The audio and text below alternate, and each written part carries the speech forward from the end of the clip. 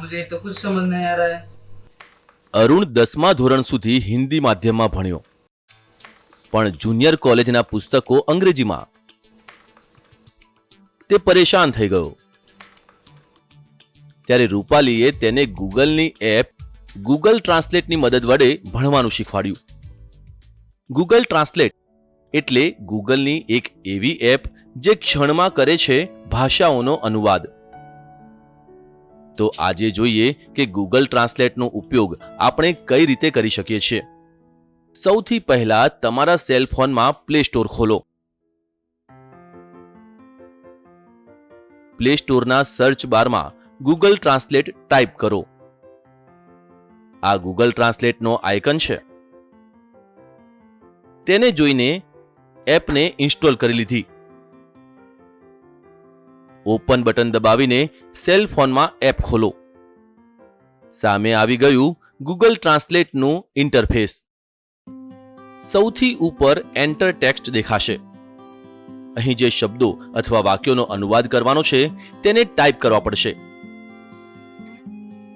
નીચે ડાબી બાજુએ ડિટેક્ટ લેંગ્વેજ એટલે કે ભાષા શોધો. તો સૌથી પહેલા ડિટેક્ટ લેંગ્વેજ પર ક્લિક કરીને ભાષા સેટ કરવી પડશે. આ થઈ ગયું અંગ્રેજી. આ જ રીતે બીજી તરફની ભાષા પણ સેટ કરો, એટલે કે જે ભાષામાં તમે અનુવાદ ઈચ્છો છો તે. હવે ડાબી તરફ અંગ્રેજી છે, જમણી તરફ હિન્દી, વચ્ચે બંને તરફનું તીર. એટલે કે તમે અંગ્રેજીમાંથી હિન્દી અને હિન્દીમાંથી અંગ્રેજી ભાષામાં અનુવાદ કરી શકો છો. એન્ટર ટેક્સ્ટમાં ટાઈપ કર્યું. ટાઈપિંગની સાથે સાથે અનુવાદ થઈ રહ્યો છે. જો તમને ટાઈપ કરતા ન આવડતું હોય તો તમે નીચે માઇક બટન પર ક્લિક કરો. માઇક બટન પર ક્લિક કરતા જ સ્પીક નાઉ એટલે કે હવે બોલો. हवा का प्रदूषण क्या होता है? તમે અવાજનો રેકોર્ડ કરીને પણ ભાષાંતર કરી શકો છો. What is air pollution? Google translate એપમાં ઘણા બધા કામના ફીચર્સ છે. એક મોટી વિશેષતા એ છે કે તમે ઇન્ટરનેટ વગર એટલે કે ઓફલાઈન પણ તેનો ઉપયોગ કરી શકો છો. જુઓ કેવી રીતે. જમણી બાજુએ ટ્રાન્સલેટ ફોર્મમાં કેટલીક ભાષાઓની આગળ તમને ડાઉનલોડનું આ નિશાન દેખાશે. જેમ કે અહીં હિન્દી, મરાઠી અથવા તમિલ ભાષાની આગળ. તેનો અર્થ તમે તેને ડાઉનલોડ કરી શકો છો. ડાઉનલોડનો ફાયદો એ છે કે તમે ઇન્ટરનેટ વિના પણ આ ભાષાઓમાં અનુવાદ મેળવી શકો છો. ગૂગલ ટ્રાન્સલેટ એપમાં ઘણી બધી ભારતીય ભાષાઓ છે. તમે યાદીને ધ્યાનથી વાંચો અને તમને જરૂરી ભાષાને પસંદ કરી લો. સ્માર્ટફોનમાં ગૂગલ ટ્રાન્સલેટ એપ અને એપમાં કેમેરા. એકવાર ફરીથી ઉપર ભાષાઓ. હવે ગૂગલ ટ્રાન્સલેટના કેમેરા ફંક્શનથી લખેલ અથવા છાપેલ શબ્દો ઉપર ફોકસ કરીને ઈચ્છિત ભાષામાં ટ્રાન્સલેટ કરી શકાય છે.